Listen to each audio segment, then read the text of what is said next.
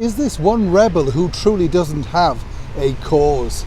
Hi, good morning, Neil Sean here in the heart of London. Just stepped out, started raining. Told you, must be me. Hope you're all keeping well. Welcome one and all, brand new subscribers. Lovely to have your company.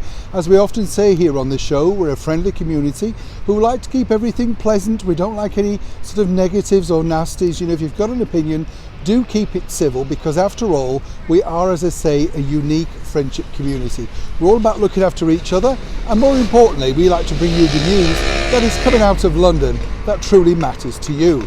Now, this particular story all centres on the recent BAFTA awards and the, well, disappearance of one person who truly normally represents BAFTA, His Royal Highness Prince William, the Duke of Cambridge, alongside, of course, the stunning Catherine, Duchess of Cambridge. They've been every year, apart from, of course, during the pandemic year. And very suddenly they decided not to attend. Now, what's interesting about the BAFTAs is this. Not only are they a tedious bore fest, you know, and I can say this after covering them for many, many years, there's a distinct lack of stars now. That's really not their fault. It's the fact that everything is watered down. Everything's a streaming service, you know, Hulu, Netflix, podcasting, Spotify, you name it. Can you name any major movie stars, say like, you know, 20, 30 years ago, when you had the likes of Tom Cruise, Schwarzenegger, Stallone? You get the picture. But it was hosted by a girl, a lady, who some people said I was rather unkind about, with her weight loss on, weight loss off. Rebel Wilson bills herself as a comedic actress. And apparently, according to a very good source, she claims she runs a lot of her jokes through friends within the royal family. Well, the jokes that she decided, and I use the term loosely, even though she didn't write the script, she decided to put on offer on the event really didn't go down well at all. Terrible ratings, ill-judged remarks about the likes of Prince Andrew, and of course Prince Harry and Meghan Markle's interview with Oprah Winfrey. It would have been fine if they'd have been funny, but sadly for her, they totally bombed.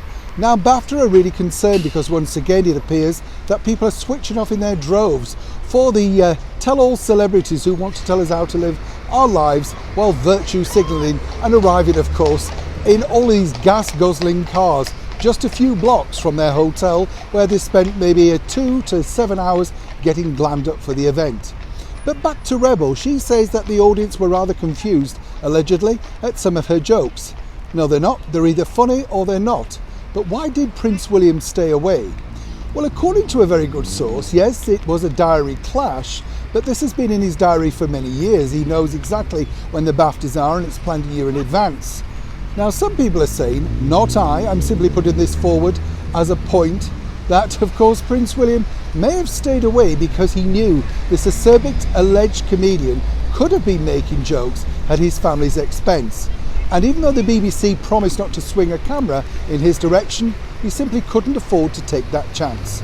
So, BAFTA's loss, Rebel's gain. Whichever way you look at it, everyone switched off. Neil Sean in the very heart of London.